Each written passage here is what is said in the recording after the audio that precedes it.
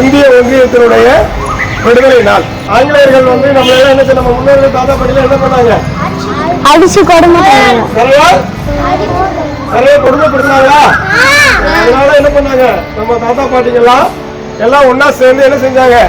வெள்ளைக்காரங்களை எதிர்த்து போராடி அவங்க நம்ம நாட்டை விட்டு போனனாலதான் என்னது ஆகஸ்ட் 15, 1947 78வது கொடியேற்ற நாள் இன்னைக்கு.